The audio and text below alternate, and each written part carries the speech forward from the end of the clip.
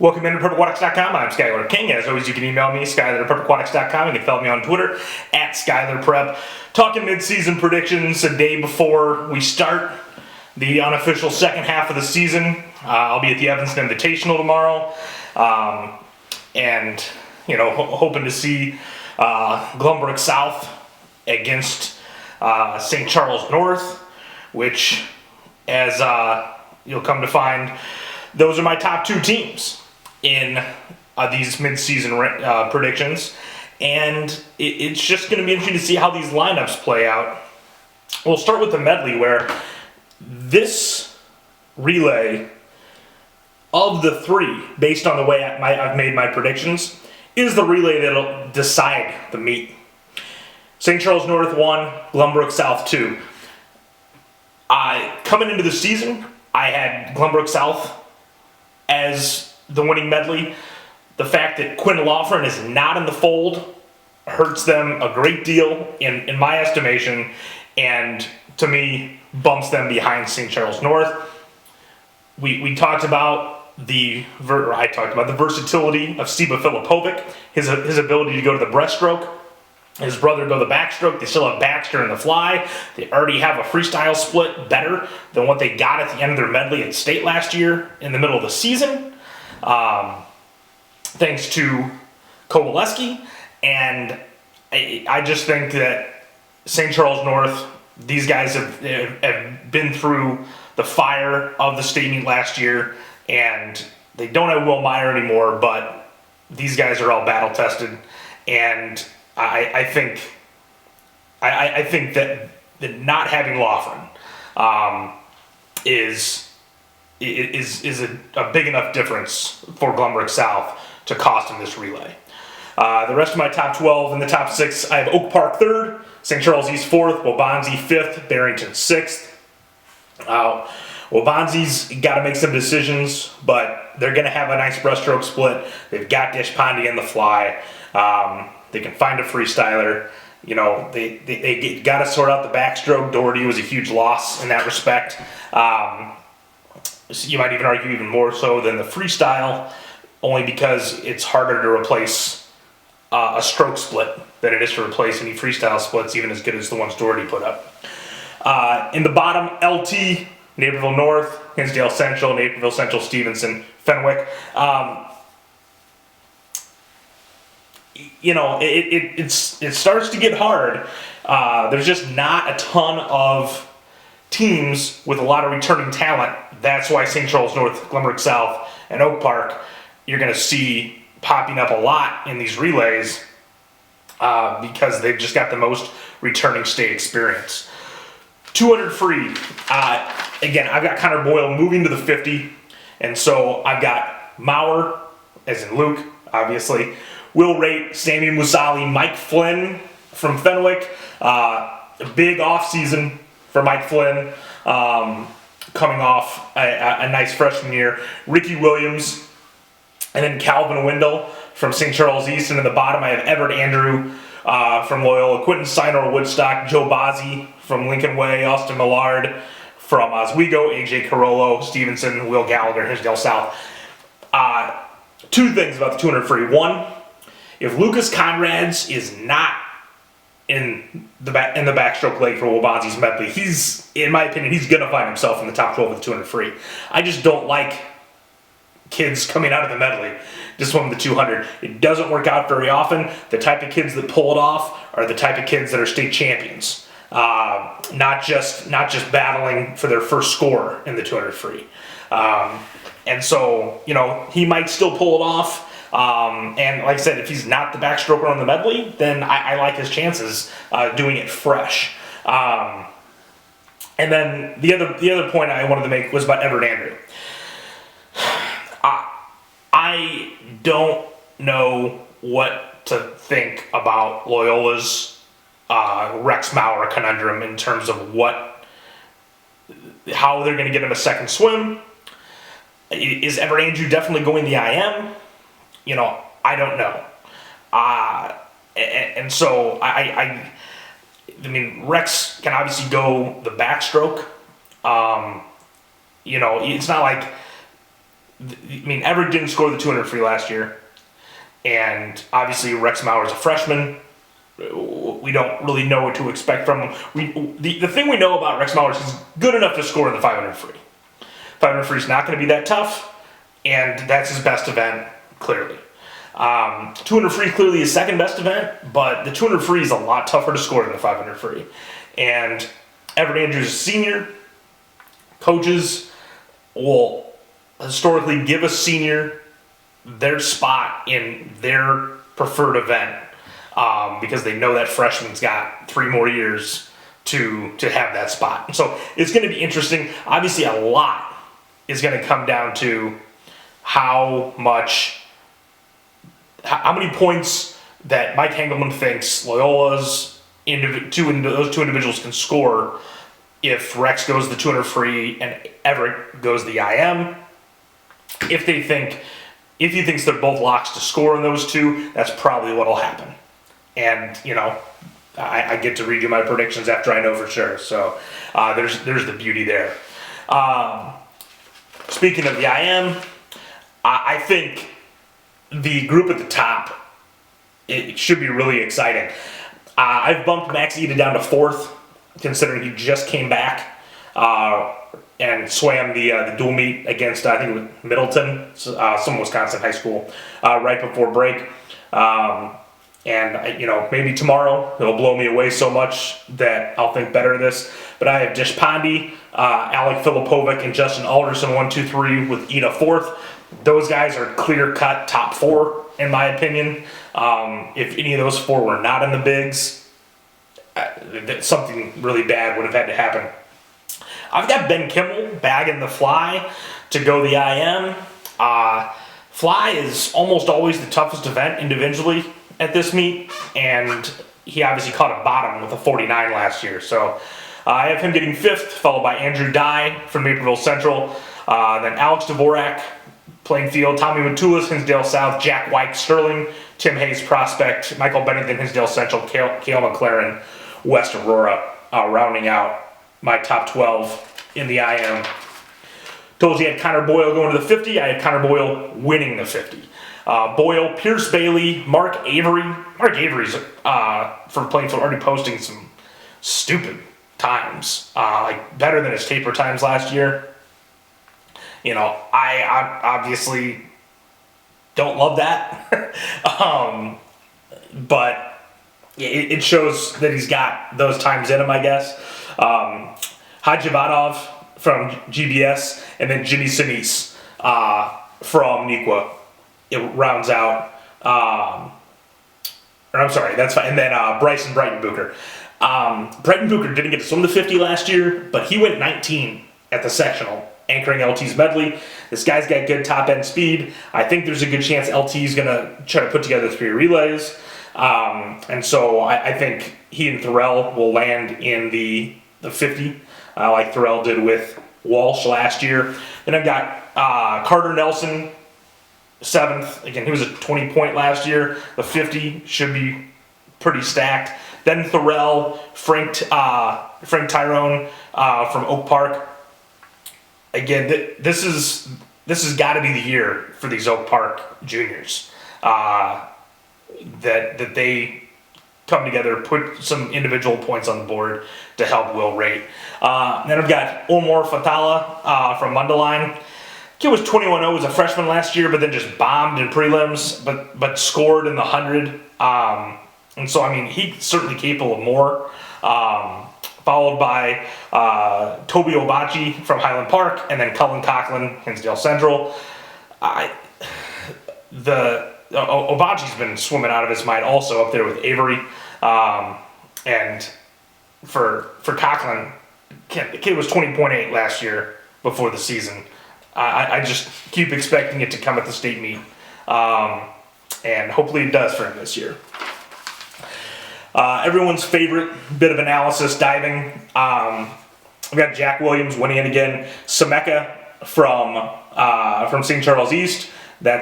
He's really the only diver that's contributing huge points to a trophy contender. even though I have St. Charles North, Jared McIntosh getting 10th, and Oak Park's Tyler Hoyt getting 12th. But Zane Danielwitz, Deerfield, Harrison Nolan, Riverside Brookfield, Jack White Stevenson, Cody Thill, Sandberg, Aria Lesh Evanston, John Irvin New Trier, Isaiah Swilly, Bradley Bourbonnais, and then Damian McMullen, Champaign Centennial, 11th, and I mentioned Hoyt, Oak Park, 12th. The fly, I've got Alec Filipovic moving to the fly. Guy just went 48 at Junior Nationals, and so should be two big showdowns between him and Deshpande this year. I have Deshpande as the runner-up here, followed by Griffin O'Leary from Barrington. He's already been 49. He didn't even score the fly last year, but he should now. Nate Baxter from St. Charles North, Calvin Wendell, St. Charles East. And then Seth Miller is 6 for me, Jaden Olson, 7. It's going to take, to me, there shouldn't be any 49s, it shouldn't be any non-49s in the top. That's how good the fly still is year after year, and I expect there to be a couple 49s in the bottom. Jaden Olson, Andrew Dye, Tegan Cook, West Chicago, Robbie Pratt, Bloomington, Josh Song, Stevenson, Andrew Lynn, Urbana University rounds out my top 12. 100 free. This should be the best individual race of the weekend, in my opinion. Two guys that will already be state champions when they get on the blocks for this one. And, Maurer's obviously the defending champ, but he wasn't that much faster than Boyle last year. And so, Boyle is full of confidence. Maurer should be as well. We'll see if we can get two guys under 43 or under 44 and go 43s, and hopefully a state record. Frankly, hopefully someone actually goes under the real state record, which is 43.5 by Mac Reavers, leading off a 400 relay at New Trier. Unfortunately, this meets not at New Trier for that alone, and that state record that was never an official state record will probably be New Trier's pool record forever. The rest of my top 6, Carter Nelson, Pierce Bailey, Mark Avery, and then Fathala. And then the bottom, you're basically looking at first-time scorers. The 100 free is a spot you could see some move-ins because of the lack of returning depth. I've got Grant Podchensky from Naperville North. He's just been out of his mind so far. He's gone 46 in the 100 free. Frank Tyrone, Jack White, Tobe Obachi, a lot of guys we've talked about already. Alex Dvorak, Plainfield, and then Alex Schluter round out my top 12 in the 100 free. But again, I think if there's somebody that's iffy, maybe swam the fly last year, or the 500, and think they can go a sprint, I think people can definitely move to the 100 free and get arguably the easiest score of the meet this year. In the 500 free, this is the race that I'm most looking forward to, just because almost anybody in the top 6 or even the top 7 could, in my mind, be a potential state champion. I've got Mike Flynn and Lucas Conrads, two guys that were in the bottom last year, 1 and 2, because they both went out in the time since state last year and broken 4:30. They're the only two that can say that. Everett Andrew, Musali, Ricky Williams, Brendan Forrest, Joe Bazzi. So the rest of that top 7, all these guys are 35 or better, and then but none of them broken 30. And then you have Rex Maurer, who as a freshman is a wild card. And he doesn't have a lifetime best as good as the rest of these guys, but you can probably make a decent argument, more than decent argument, that he's more talented than just about all of them. So that's a very interesting. Last year we knew Hutchinson was going to win, and we knew it was going to be a blowout, and it was. This year, it's a total, just who knows what's going to happen. You could set up a lot of interesting things in terms of different race strategies coming into play, and how often, like, when you think about the guys in this,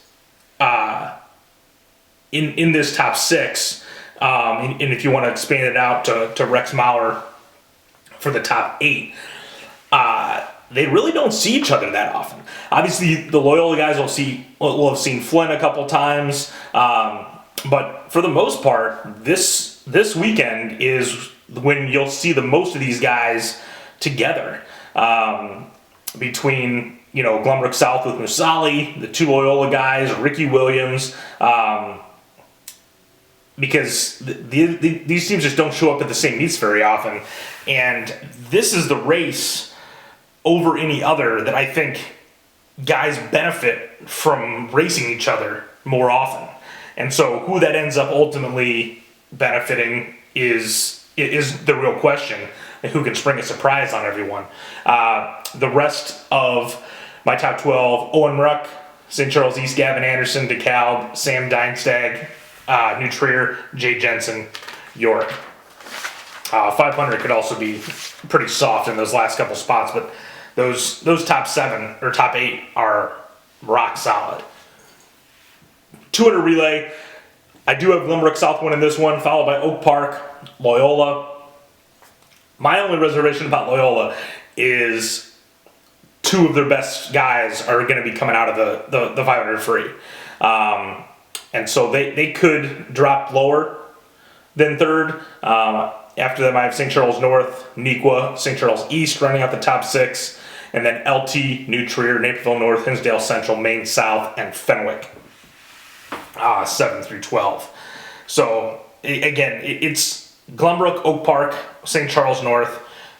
Those are going to be, and then obviously Loyola. Those are going to be the teams in these free relays that are going to be jostling for spots. And so that relay is really going to be the bellwether for Loyola. And, because the 400, I think they're going to be money. Because they're going to get a break. None of their guys are in the back or breast. Again, unless they go the way of averaging the 200 free Rex in the backstroke. But that relay, the short relay, is really the one that if Loyola gets second there, they're going to be looking really good for getting the trophy. If they get sixth, then they might struggle to put the points together unless they really get a lot of points out of the second races for Rex and for Everett.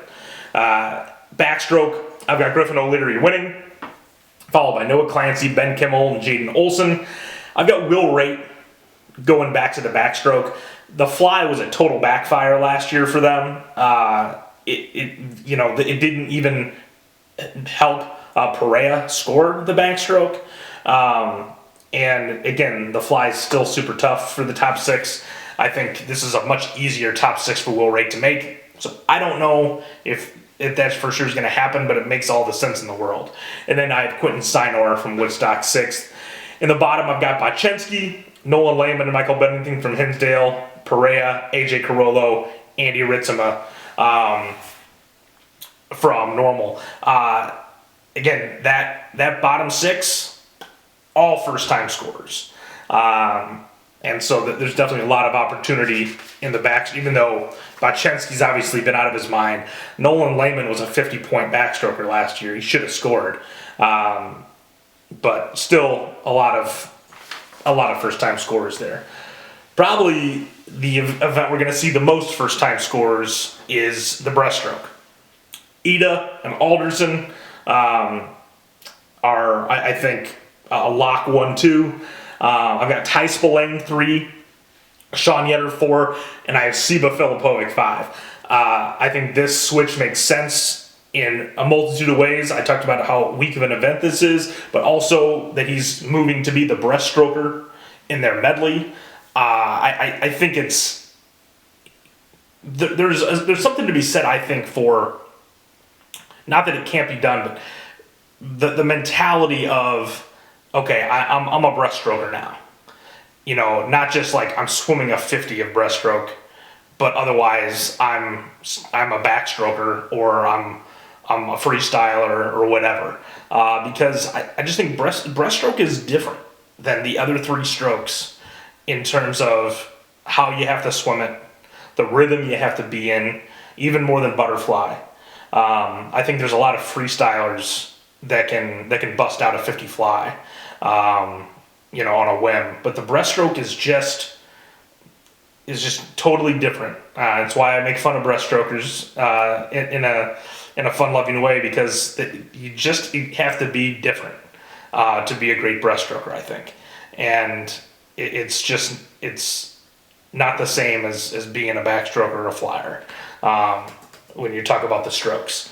And so I think that'll help his overall approach to making that transition from being the backstroker on the medley to being the breaststroker on the medley.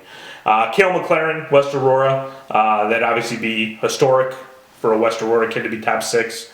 I'm kind of rooting for it since I live in West Aurora, but otherwise, I know there's other schools like that, but that's not why I picked it. He's earned it based on the attrition in this event. And then the bottom 6: Robbie Pratt, Bloomington; Jack Hoppy, Barrington; Brian Knopf, Waubonsie; Jedrick Amia, Metea Valley; Elmer Wang, Waubonsie; and then Tommy Matulis, Hinsdale South.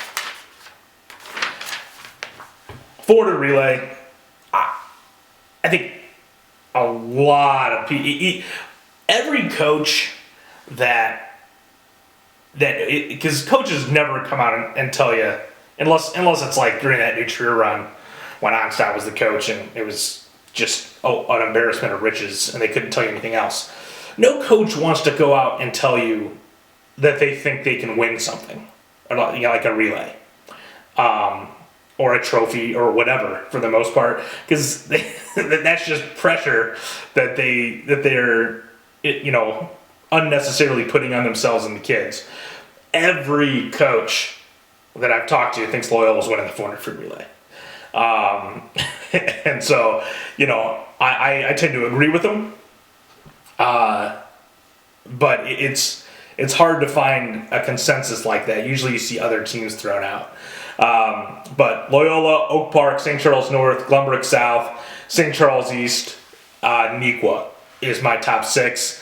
And then in the bottom, Waubonsie, New Trier, LT, Hinsdale Central, Plainfield North, Fenwick. And the significance here of the, kind of like we talked about, the Glenbrook South, St. Charles North medley, which then, based on these predictions, I have St. Charles North winning state with 151 points and Glenbrook South second with 141 points. And so the switch in the medley would be a 12-point swing, which would then give Glenbrook South a 2-point win. In this case, I have Oak Park and Loyola tied for third at 112 points. And so any slippage here by Loyola would cost them a trophy in that case, and that's why I was overemphasizing that 200 free relay. The relays are really going to be everything here, especially for Loyola, because they're only going to have 2 of them. Oak Park, GBS, St. Charles North, even St. Charles East should all have 3 relays, that scored pretty big points. But Loyola's got to cash in their 2 opportunities. St. Charles East is who I have 5th, 107, so only 5 points out of that third place tie. And then I've got Waubonsie, 6th, 82, Neuqua 7th, 77, Barrington and New Trier tied for 8th at 51, LT 50. And then I've got to drop off to the 30s, which is Fenwick at 33, Naperville North 32, Hinsdale Central 31.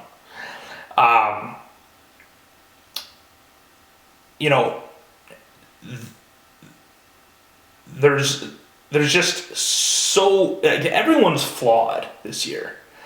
I thought coming into this year Glenbrook South wouldn't be, but without Quinn Loughran, they're just one guy short. They're a flyer short.